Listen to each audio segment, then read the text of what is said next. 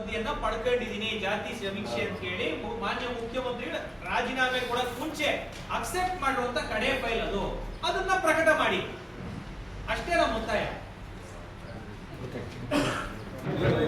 ನಾಯಕರು ಅಂತ ಹೇಳ್ಕೊಳ್ಳುವಂತ ಮಾನ್ಯ ಮುಖ್ಯಮಂತ್ರಿಗಳು ಸನ್ಮಾನ್ಯ ಸಿದ್ದರಾಮಯ್ಯನವರು 2014ನೇ ಇಸ್ವಿಯಲ್ಲಿ ಶೈಕ್ಷಣಿಕ ಮತ್ತು ಆರ್ಥಿಕ ಸಮೀಕ್ಷೆ ಅಂತ ಹೇಳಿ 2014ರಲ್ಲಿ ಮಾಡಿದ್ರು. 2024ರಲ್ಲಿ ಅದನ್ನ ರಿಜೆಕ್ಟ್ ಮಾಡಿದ್ರು. ಮತ್ತೆ 2025ನೇ ಇಸ್ವಿಯಲ್ಲಿ ಜೂನ್ 15ನೇ ತಾರೀಕು ಮತ್ತೊಂದು ಆಯೋಗವನ್ನು ರಚನೆ ಮಾಡಿ ಸನ್ಮಾನ್ಯ ಶ್ರೀ ಮಧುಸೂದನ್ ನಾಯಕರವರಿಗೆ ಅದರ ನೇತೃತ್ವವನ್ನು ಕೊಟ್ಟು ಶೈಕ್ಷಣಿಕ ಹಾಗೂ ಆರ್ಥಿಕ ಸಮೀಕ್ಷೆ 2025 ಅಂತ ಹೇಳಿ ನಡೆಸಿದ್ರು. ಸಮೀಕ್ಷೆ ನಡೆಸಿ ಈಗಾಗಲೇ 1 ವರ್ಷ 1 ತಿಂಗಳಾಗಿದೆ. 3 ತಿಂಗಳಲ್ಲಿ ಸಮೀಕ್ಷೆಯ ರಿಸಲ್ಟ್ ಅನ್ನ ಕೊಡ್ತೀವಿ. ನಮ್ಮ ಫೈಂಡಿಂಗ್ಸ್ ಅನ್ನ ನಾವೇನು ಈ ಸಮೀಕ್ಷೆಯಲ್ಲಿ ನಾವೇನು ಆರ್ಥಿಕ ಮತ್ತು ಶೈಕ್ಷಣಿಕ ಹಾಗೂ ಸಾಮಾಜಿಕ ವರ್ಗಗಳು, ವಿಶೇಷವಾಗಿ ಹಿಂದುಳಿದ ವರ್ಗಗಳ ಸಾಮಾಜಿಕ ಬದ್ಧತೆ ಬಗ್ಗೆ ನಾನು ಹೆಚ್ಚು ಕಳಕಳಿಯನ್ನು ಹೊಂದಿದ್ದೀನಿ ಅಂತ ಹೇಳಿ ಸನ್ಮಾನ್ಯ ಸಿದ್ದರಾಮಯ್ಯನವರು ಇದನ್ನು ಶುರು ಮಾಡಿದ್ರು. ಮೇ 26ನೇ ತಾರೀಕು ಅವರು ರಾಜೀನಾಮೆಯನ್ನು ಕೊಡಬೇಕು ಅಂತ ತಾಕೀತು ಕೊಟ್ಟಾಗ 27ನೇ ತಾರೀಕು ಈ ವರದಿಯನ್ನು ಅಕ್ಸೆಪ್ಟ್ ಮಾಡಿದ್ದಾರೆ.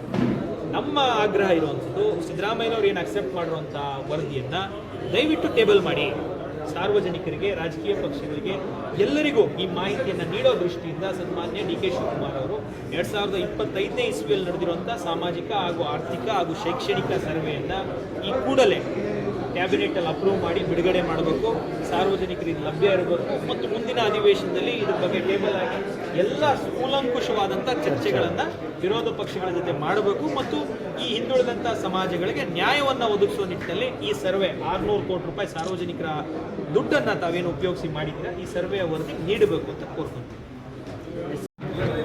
ನಾಯಕರು ಅಂತ ಹೇಳ್ಕೊಳ್ಳುವಂಥ ಮಾನ್ಯ ಮುಖ್ಯಮಂತ್ರಿಗಳು ಸನ್ಮಾನ್ಯ ಸಿದ್ದರಾಮಯ್ಯನವರು 2014ನೇ ಇಸ್ವಿಯಲ್ಲಿ ಶೈಕ್ಷಣಿಕ ಮತ್ತು ಆರ್ಥಿಕ ಸಮೀಕ್ಷೆ ಅಂತ ಹೇಳಿ 2014ರಲ್ಲಿ ಮಾಡಿದ್ರು. 2024ರಲ್ಲಿ ಅದನ್ನು ರಿಜೆಕ್ಟ್ ಮಾಡಿದ್ರು.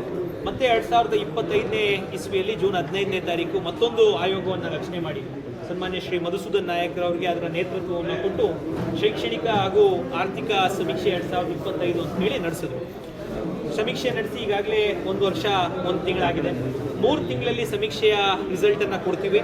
ನಮ್ಮ ಫೈಂಡಿಂಗ್ಸ್ ಅನ್ನ ನಾವೇನು ಈ ಸಮೀಕ್ಷೆಯಲ್ಲಿ ನಾವೇನು ಆರ್ಥಿಕ ಮತ್ತು ಶೈಕ್ಷಣಿಕ ಹಾಗೂ ಸಾಮಾಜಿಕ ವರ್ಗಗಳು, ವಿಶೇಷವಾಗಿ ಹಿಂದುಳಿದ ವರ್ಗಗಳ ಸಾಮಾಜಿಕ ಬದ್ಧತೆ ಬಗ್ಗೆ ನಾನು ಹೆಚ್ಚು ಕಳಕಳಿಯನ್ನು ಹೊಂದಿದ್ದೀನಿ ಅಂತ ಹೇಳಿ ಸನ್ಮಾನ್ಯ ಸಿದ್ದರಾಮಯ್ಯನವರು ಇದನ್ನು ಶುರು ಮಾಡಿದ್ರು.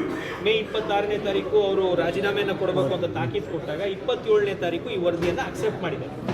ನಮ್ಮ ಆಗ್ರಹ ಇರುವಂಥದ್ದು, ಸಿದ್ದರಾಮಯ್ಯನವರು ಏನು ಅಕ್ಸೆಪ್ಟ್ ಮಾಡಿರುವಂಥ ವರದಿಯನ್ನು ದಯವಿಟ್ಟು ಟೇಬಲ್ ಮಾಡಿ, ಸಾರ್ವಜನಿಕರಿಗೆ, ರಾಜಕೀಯ ಪಕ್ಷಗಳಿಗೆ, ಎಲ್ಲರಿಗೂ ಈ ಮಾಹಿತಿಯನ್ನು ನೀಡೋ ದೃಷ್ಟಿಯಿಂದ ಸನ್ಮಾನ್ಯ ಡಿ ಕೆ ಶಿವಕುಮಾರ್ ಅವರು 2025ನೇ ಇಸ್ವಿಯಲ್ಲಿ ನಡೆದಿರುವಂಥ ಸಾಮಾಜಿಕ ಹಾಗೂ ಆರ್ಥಿಕ ಹಾಗೂ ಶೈಕ್ಷಣಿಕ ಸರ್ವೆಯನ್ನು ಈ ಕೂಡಲೇ ಕ್ಯಾಬಿನೆಟಲ್ಲಿ ಅಪ್ರೂವ್ ಮಾಡಿ ಬಿಡುಗಡೆ ಮಾಡಬೇಕು, ಸಾರ್ವಜನಿಕರಿಗೆ ಲಭ್ಯ ಇರಬೇಕು ಮತ್ತು ಮುಂದಿನ ಅಧಿವೇಶನದಲ್ಲಿ ಇದ್ರ ಬಗ್ಗೆ ಟೇಬಲ್ ಆಗಿ ಎಲ್ಲ ಕೂಲಂಕುಷವಾದಂಥ ಚರ್ಚೆಗಳನ್ನು ವಿರೋಧ ಪಕ್ಷಗಳ ಜೊತೆ ಮಾಡಬೇಕು ಮತ್ತು ಈ ಹಿಂದುಳಿದಂಥ ಸಮಾಜಗಳಿಗೆ ನ್ಯಾಯವನ್ನು ಒದಗಿಸುವ ನಿಟ್ಟಿನಲ್ಲಿ ಈ ಸರ್ವೆ 600 ಕೋಟಿ ರೂಪಾಯಿ ಸಾರ್ವಜನಿಕರ ದುಡ್ಡನ್ನು ತಾವೇನು ಉಪಯೋಗಿಸಿ ಮಾಡಿದ್ದೀರಾ ಈ ಸರ್ವೆಯ ವರದಿ ನೀಡಬೇಕು ಅಂತ ಕೋರ್ಕೊಂತೀವಿ.